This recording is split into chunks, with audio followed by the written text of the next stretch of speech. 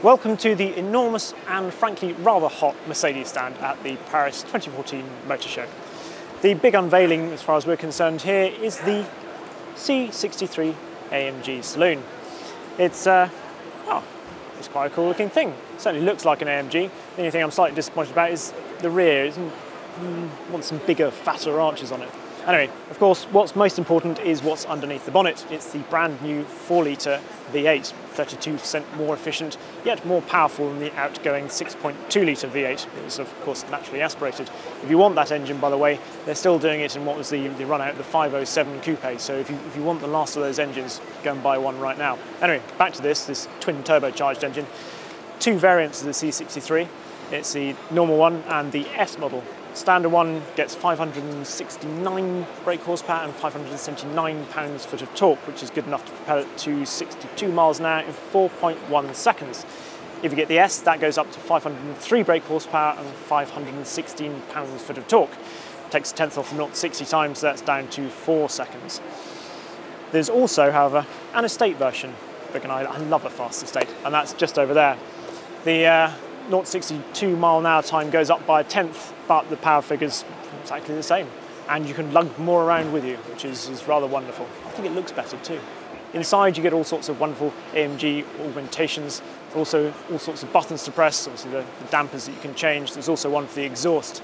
Although it's got turbochargers, we're assured that the people in our fatter back say that the V8, despite being turbocharged, still sounds absolutely fantastic.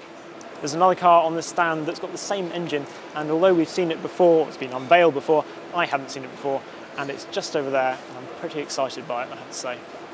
It is, of course, the new AMG GT. It's going to go up against the likes of the new, obviously, Jaguar F-Type Coupe and, of course, the 911.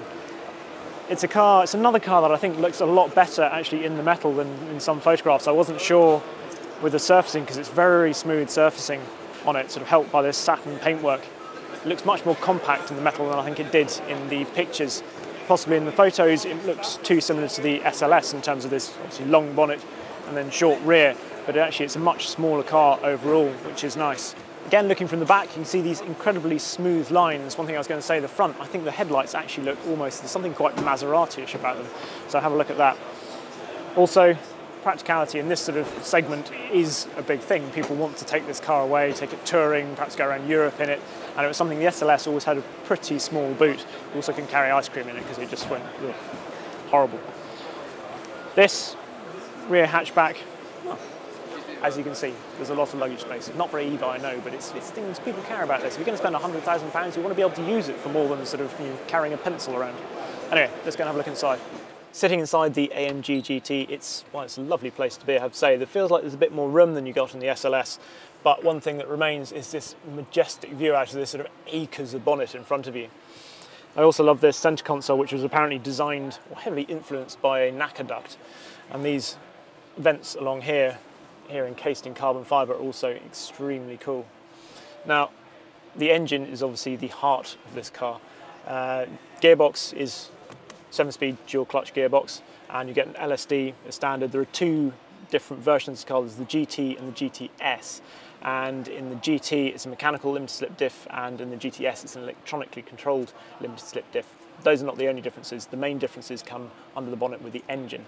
Both the same engine, both the same 4-litre V8, but different power outputs, and you'll have to forgive me at this point because I'm going to have to look at a sheet because I just can't remember all the wealth of numbers, and I'm sure you'd have the right ones rather than the wrong ones, so give me a minute. Here we go. Right, so if you're getting the GT, you've got 456 brake horsepower at 6,000 RPM and 442 pounds-foot of torque, which is good enough for 0 to 60 miles an hour in 4 seconds dead and onto a top speed of 190 miles an hour.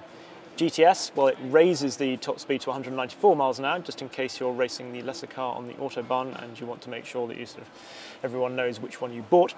That's courtesy of 503 brake horsepower and 479 pounds-foot of torque, which is available from just 1,750 RPM, say 3.8 seconds to 60 as well. It's, I'm sure, ample for smoking the rear tyres, which is obviously exactly what AMGs are meant for. Anyway, there's some clever stuff going on with the bonnet, so let's go and have a look under there. As you can see, there's still the nameplate on here, so it's one man, one engine, so they see it through right from the sort of inception, the birth of the engine, all the way to the complete thing, and then they have their own signed nameplate on the top.